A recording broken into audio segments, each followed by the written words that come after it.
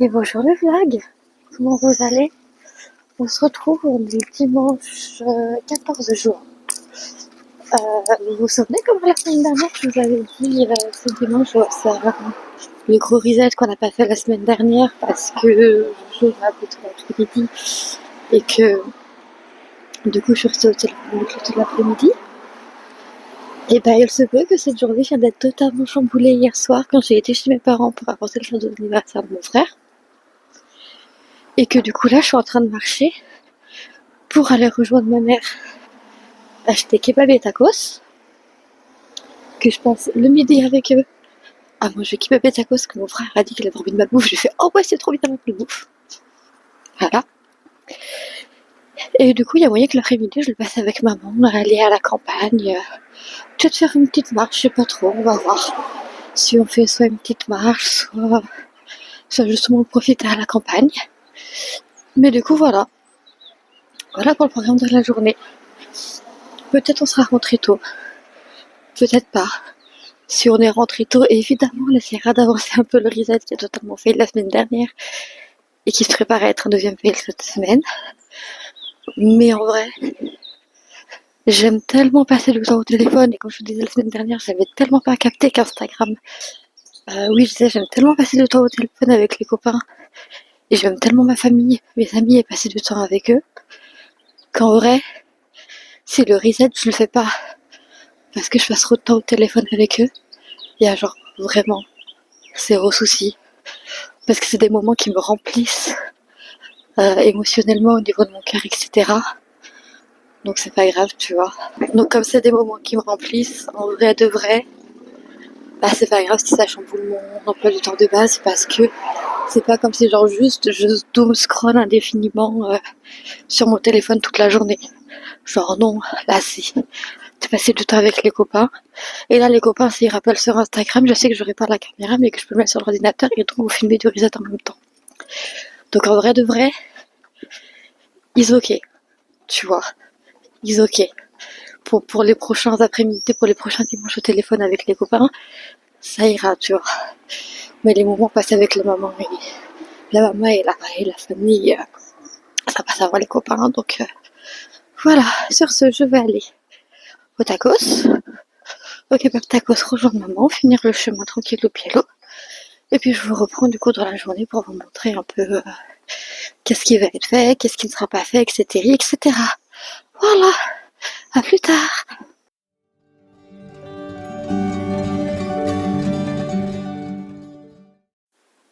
Et il est 15h30.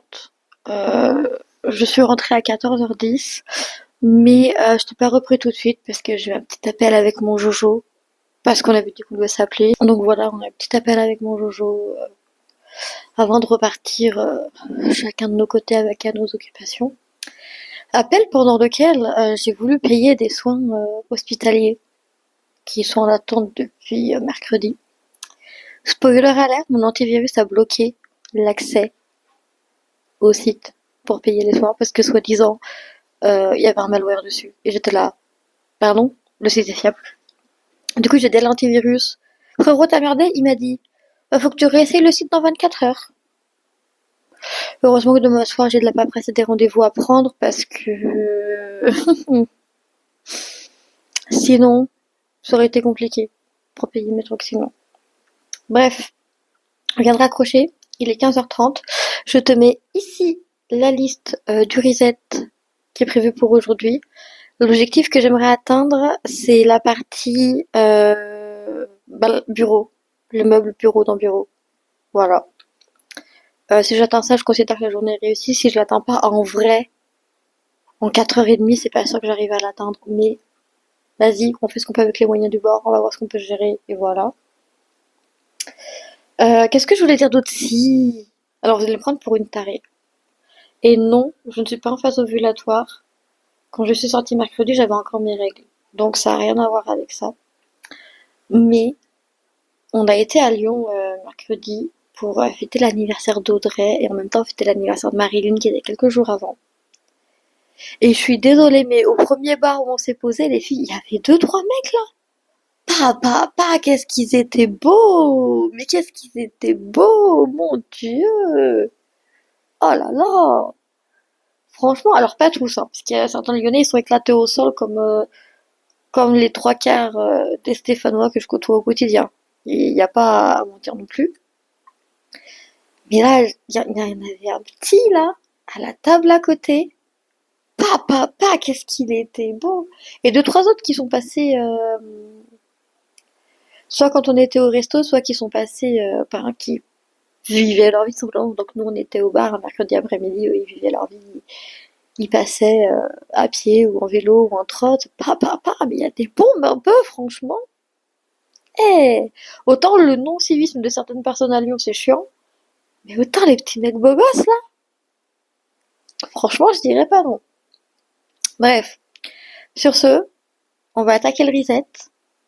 Tu vas venir avec moi et on va voir ce qu'on arrive à faire jusqu'à 20h. Maman m'a ramené du coup à midi, parce que du coup on a fait giga tacos, comme t'as vu. Je te mets l'adresse du tacos dans la description, évidemment. Je te mets un lien Maps, comme ça t'as juste à cliquer dessus et voilà. Et du coup, je suis rentrée avec une paire de quiches qu'il faut que j'aille mettre au frigo. Et après ça, du coup, on part sur notre reset, qui cette fois-ci va être un vrai reset parce que je n'ai plus d'appel de prévu. Et j'ai peut-être maman qui repasse ce soir pour me donner 2-3 vêtements qu'elle doit aller récupérer chez une amie à... Une cousine, pas une amie, c'est sa cousine chez qui elle va récupérer ça. Elle doit aussi passer voir une amie à elle après, donc voilà. Du coup, let's go pour le reset, on va voir ce qu'on arrive à faire aujourd'hui.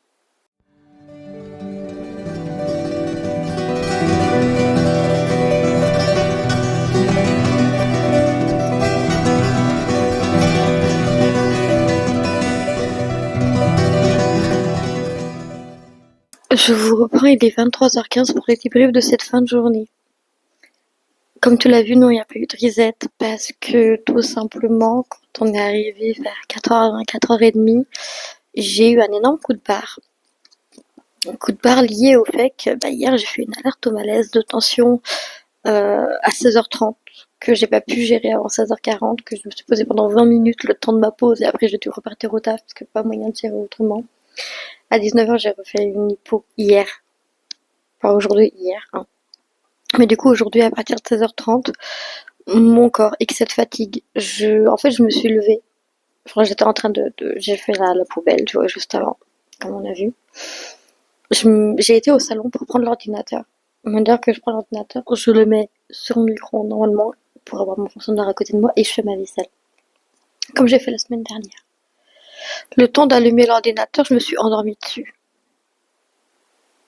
C'est-à-dire que j'ai fermé les yeux, je me suis réveillée genre 10 minutes après, je m'étais endormie sur mes bras devant l'ordinateur. Donc, ce que j'ai fait, c'est que j'ai quand même mis la vidéo. J'ai été pour me lever, j'ai pris un vertige, donc j'ai pris l'ordinateur, je me suis levée, je suis allée sur le canapé et j'ai dormi de 4h30 à 7h30. Voilà. Parce que juste, je pense que là ça se voit encore, genre même si j'ai bien mangé et tout aujourd'hui, je suis quand même relativement pâle. J'ai très peu de couleurs, je crois que le coup d'hier m'a genre vraiment mis KO++. Donc, il n'y a pas eu de reset cette fois. Et la seule fautive, c'est moi-même. Et encore, ce n'est pas une faute, parce que mon corps avait besoin de repos, je lui ai donné le repos que j'avais besoin. Pardon, je viens de bailler, et là, je baille encore, ce qui veut dire que là, je vais aller me coucher, et je vais encore me taper une nuit de bien 8, 9, 10 heures, parce que je peux me le permettre, et que j'en ai besoin. Donc, c'est dire à quel point, j'ai beau dire que j'ai repris le travail et que je vais mieux, la vérité, c'est que mon corps encaisse très mal le retour au travail. C'est très compliqué. Cette semaine encore, il n'y a pas un jour. Si, il y a un jour où j'avais été médicamentée, c'est samedi. Parce que sinon, j'arrivais pas à bouger mon bras. Ça devient compliqué à gérer. Mais on fait ce qu'on peut avec les moyens du bord, comme on dit, donc voilà. Du coup, pas de reset, hein, réveillé à 19h30, tout de même, le seul truc que j'ai fait, c'est me préparer mon repas à 20h. Et de regarder un film. Le film que j'ai regardé ce soir, c'est The Danish Girl. Qui avait été conseillé sur un live où ça parlait de romance et de films d'auteurs, un live de My Better Self avec You Make Fashion, où il y avait des abonnés qui venaient en inviter tout, je te mets le lien dans la barre d'infos.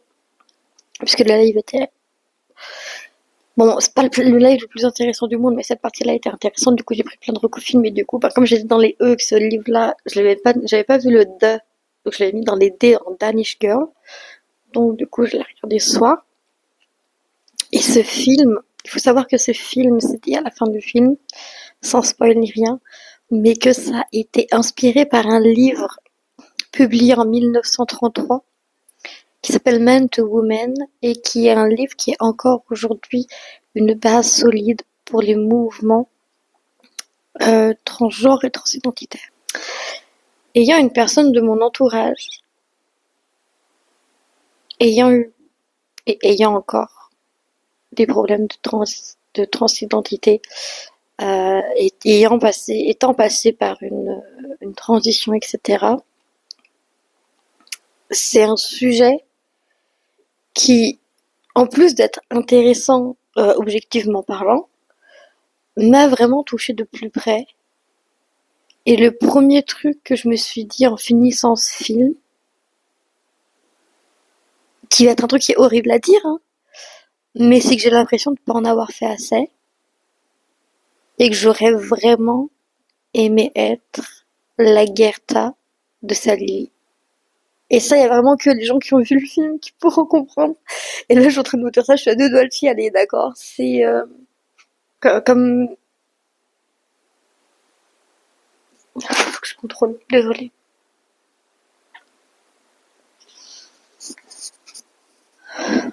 Comme l'a si bien dit Marilyn il y a quelques jours, quand autour d'une discussion, je me suis amusée à demander aux filles mes qualités et mes points faibles.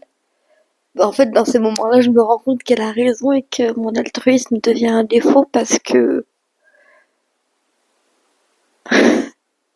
je sens les larmes couler sur ma joue, d'accord? Je sais pas si vous les voyez, mais je les sens couler sur mes joues. J'ai cette nerveuse, c'est terrible. Mais comme Marilyn y a dit il y a pas longtemps, mon altruisme est un de mes défauts parce que parfois j'ai tendance à m'oublier moi-même. Et là, le fait de me dire que je n'ai pas été assez, alors qu'à l'époque, avec cette personne, on était tous les deux mal dans nos têtes, mal dans nos corps, mal dans notre peau, et qu'en fait, c'est dans ce mal-être qu'on s'est aimé parce que c'est ce qui nous a rapprochés. Donc, c'est une relation qui est extrêmement toxique, de par moi que de par cette personne. D'accord? On était tous les deux toxiques pour l'autre. Maintenant que j'ai le recul nécessaire pour le dire, on a tous les deux été toxiques pour l'autre. C'est un fait. Je l'ai été, comme cette personne l'a été. On était tous les deux mauvais. Ok? C'est un fait. Donc il n'y a pas à bâcher cette personne. Bâchez-moi si vous voulez, je m'en fous parce que je sais ce qu'il en était. Mais vraiment, ce film m'a fait ressortir avec cette impression que j'ai pas été assez. Alors qu'en fait, j'étais juste détruite et brisée. Comment en étant mal moi-même, je pouvais être plus pour quelqu'un en fait. C'est juste pas possible, quoi. Mais du coup, voilà. Donc ce film d'Annalise Girl, du coup, va reprendre toute cette problématique de... Oui, moi, Hugo. Tu veux monter sur le... Non, tu t'en vas, d'accord. Reprendre du coup toute cette problématique autour de la transidentité, etc., qui en fait est illustrée par le fait qu'on a un couple de peintres, Gerta et Erner. Donc c'est un couple danois de peintres, tous les noms. Et en fait, Erner a beaucoup de succès, et en fait, Gerta a essayé d'avoir du succès, et en fait, un jour, Gerta a une idée, mais elle n'a pas de modèle, et elle va demander à son mari Erner, du coup, de poser pour elle, en tenant contre lui une robe de femme, en portant des bas et un soulier féminin, pour que elle, du coup, puisse finir la peinture qu'elle a entamée. Mais qu'elle n'arrive pas à finir ce modèle sous les yeux, parce que bah, ça marche pas, en fait. Et en fait, du coup, dans ce moment-là, on se rend compte très vite que ça perturbe Erner et que de là, du coup, va en suivre toute la problématique du film autour de la transidentité, autour des personnes transgenres, surtout que ce film se passe dans les années 1930 à peu près, fin des années 1920, début des années 1930, parce que du coup, le diary, le journal intime, le journal que tenait du coup la personne dont est inspiré le film et qui a inspiré ses mémoires posthumes. Cette personne est décédée en 1933. Donc en plus on est dans une atmosphère d'il y a littéralement, en plus je disais on est dans une atmosphère de quelque chose qui se passe il y a littéralement 100 ans, et certes dans certains pays les choses ont évolué à ce sujet, dans d'autres pays ça n'a pas évolué, c'est toujours aussi catastrophique, mais du coup en fait ce film va mettre en image toute la dureté, toute la violence interne qu'Erner vit, que Lily vit du coup, euh, toute cette violence interne que ce personnage vit, comment sa femme du coup euh, quelque part se sent responsable de tout ça, même si on va voir qu'elle ne l'a pas forcément été, qu'elle a plus été un déclic qu'autre chose. Mais c'est et puis on a aussi toute la violence de des personnes autour, toute la violence du corps médical qui le pense fou, schizophrène, etc., jusqu'à trouver le médecin parfait. Non, je suis désolée, mais franchement, c'est un film qui est magnifique. C'est c'est vraiment un film magnifique que je peux que conseiller de voir, mais qui je pensais pas me ferait autant de mal. Honnêtement, en fait, pendant le visionnage, j'ai pas pleuré ni rien. Donc je me suis dit, c'est bon, ça va, genre c'est un beau film, mais il m'a pas tant touché que ça. Et là, en fait, je me rends compte qu'en vous parlant, bah si, enfin, si j'en viens à pleurer, c'est que si, c'est qu'il a clairement touché une corde sensible et que quelque part, ben en fait, c'est l'impression que j'ai pas été assez. Je sais qu'il faut que je la combatte parce que j'ai fait ce que je pouvais de mieux dans une période où j'étais moi-même mal, et en fait, je pouvais pas aider cette personne-là plus que ce que je l'ai déjà aidée, je pense. Et même si je me comporte comme une conne avec cette personne-là, en vrai, c'est juste parce que j'essaie de me protéger, parce qu'il y a une notion qui est, je vais repleurer. Je suis désolée, je vais repleurer. Mais il y a une notion qui est abordée vers la fin du film, où du coup on a le personnage principal qui dit, enfin là la femme, qui dit à son mari en transition que quand elle était encore un homme, elle lui a promis de veiller sur la femme qu'elle deviendrait. Et la femme en transition qui du coup répond que non, mais de toute façon là, le mari est mort, et qu'il faut qu'elle l'accepte, et qu'il faut que toutes les deux fassent le deuil qu'il n'est plus là. Et je crois qu'en fait, il y a une partie de moi, je crois qu'en fait, il y a une partie de moi qui veut pas accepter que cette personne qui a partagé ma vie et qui a maintenant transitionné depuis un peu plus de 4 ans maintenant, je ne pourrai jamais la retrouver parce que ce ne sera plus jamais la personne que j'ai connue, que j'ai adorée pour elle, qu'elle ait eu le courage de me dire qui elle était vraiment et qu'elle allait transitionner. J'ai adoré le fait qu'elle se sentait assez en confiance avec moi pour me le dire. Et il y a une partie de moi qui a envie, mais qui crève d'envie de retrouver cette fabuleuse personne et de l'avoir dans ma vie. Vraiment une partie de moi qui crève d'envie de ça, mais l'autre partie qui sait que si je m'y confronte, ben en fait je vais me retrouver face à une vérité qu'il y a une partie de moi qui a pas envie d'accepter, qui est que l'ancienne version que j'ai connue et avec qui j'ai partagé ma vie de cette personne n'est plus là et n'existera plus. Et en fait j'ai extrêmement de mal avec cette idée. Je vais pas mentir, j'ai extrêmement de mal avec cette idée-là. Il y a une partie de moi qui veut pas, qui veut juste pas. Et je me rends compte de la violence de mes propos. Venez pas attraper ma veste, je sais que c'est horrible ce que je suis en train de dire. Je le sais.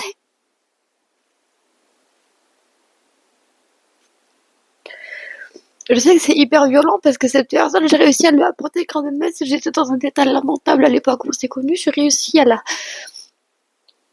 lui apporter assez de confiance, assez d'amour pour elle-même, pour qu'elle se sente en confiance de me dire tout ce qu'elle affrontait malgré tout.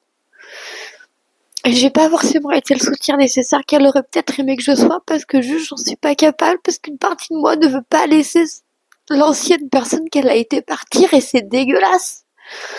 C'est égoïste et dégueulasse de ma part. D'accord, je le sais. Je le sais parce que si elle me l'a confié, c'est pour que, même si ça reste seulement amical ou autre, on continue quelque part à partager la vie de l'autre, nous deux. Ok? C'est un fait. Et pourtant, le fait est que j'en suis incapable.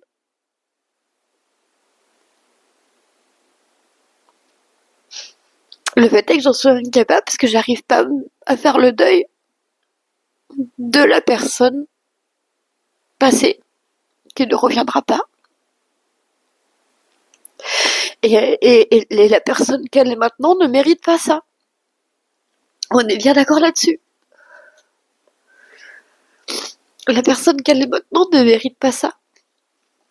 Elle mérite mieux, elle mérite bien mieux, et je crois que c'est aussi en partie pour ça que, même si par moments je reviens vers elle, qu'on parle de souvent, etc., il y a toujours un moment où je finis par refuir et par presque faire comme si elle n'existait pas, parce qu'en fait, quand ça devient trop réel, la dissonance cognitive est beaucoup trop forte, et ça me bloque, et du coup je fuis, et je suis pas présente pour elle autant que je le devrais, et c'est dégueulasse.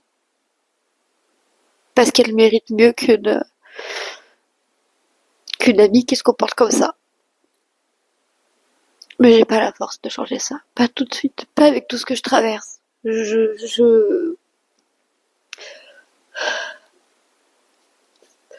Là, franchement, entre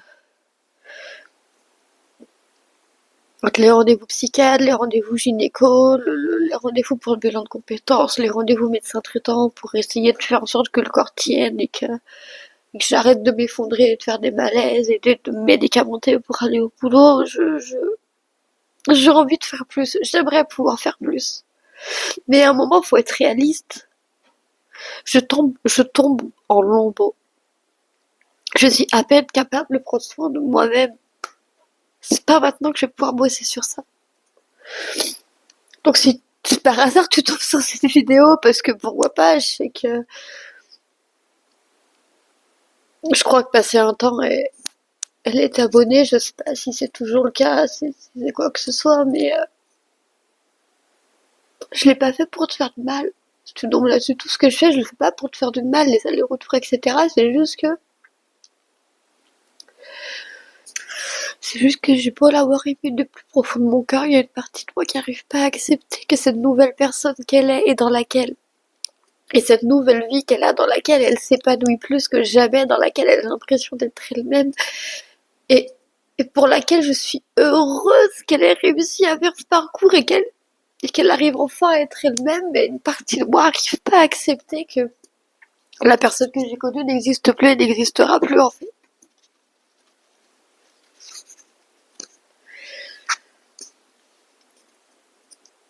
Et elle mérite pas ça. Et pourtant, c'est ce que je lui fais subir depuis 4 ans. Mais elle mérite pas ça. Et là, c'est clairement moi qui ai un problème. Parce que c'est moi qui arrive pas à passer outre. Mais elle mérite pas ça. Elle mérite pas ce traitement que je lui inflige. Et pour l'instant, je ne peux qu'être désolée. Parce que j'ai pas la force de faire plus. Mais je promets que quand j'irai mieux, j'essaierai de faire en sorte de,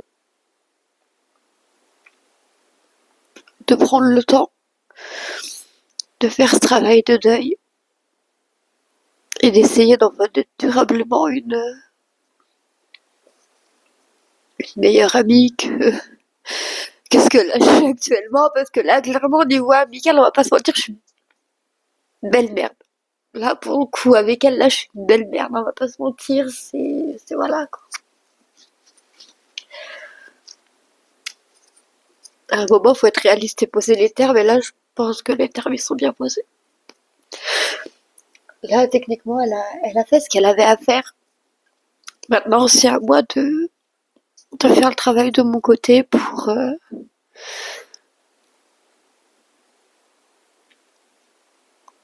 être une meilleure amie pour elle. Parce que sans ce travail, je pourrais pas être sans ce travail sur moi, je ne pourrais pas être une meilleure amie pour elle, et elle mérite d'être entourée par des personnes qui la traitent avec respect, qui ne la jugent pas et qui sont là pour elle réellement et sincèrement, et pas des fantômes comme je le suis en fait, simplement. Mais du coup, c'est sur cette note, je sais pas si on peut dire pas très joyeuse, parce que c'est surtout une claque de réalité que je me suis prise, hein. Oui, je pleure, mais parce que c'est mon côté hypersensible. Dès qu'il y a un truc qui me touche, je pleure. Je sais pas faire autrement. C'est voilà. Et quand il y a quelque chose qui me touche, que ce soit de là, je pleure de joie, je pleure de colère, je pleure de tristesse, je pleure de réalisation. Je pleure facilement. C'est un fait. Donc sur cette fin de vidéo très ouverte, très cœur à cœur, très à cœur ouvert, je vais conclure ce vlog là-dessus. J'espère qu'il t'aura plu. Si c'est le cas, n'hésite pas à le liker, commenter, partager. N'hésite pas non plus à t'abonner si ce n'est pas encore fait. N'hésite pas non plus à t'abonner si ce n'est pas encore fait, parce qu'on a 96 abonnés et même si on n'a pas le droit de faire des concours sur YouTube, j'ai trouvé un moyen d'outrepasser cette chose qui fait que le concours n'est officiellement pas sur YouTube, mais ne sera pas sur les réseaux sociaux non plus. Donc il sera vraiment réservé aux abonnés de la chaîne YouTube, du coup, et vous pourrez gagner une carte cadeau de 50 € dans une enseigne que je ne vous dévoilerai que le jour du concours, même si je sais quelle enseigne ça va être. Et du coup, voilà. J'espère que ce vlog t'aura plu malgré tout. J'espère que tu as passé un bon week-end. J'espère que tu as passé un bon week-end aussi doux, agréable et sympathique que le mien. Peut-être avec plus d'énergie et de productivité. Franchement, je te le souhaite parce que t'es au moins pu faire des choses que t'aimes et pas juste larver toute la journée, c'est sympa. Même si moi, pour le coup, j'en avais besoin, on va pas se mentir. Mais du coup, j'espère que ton week-end a été bon.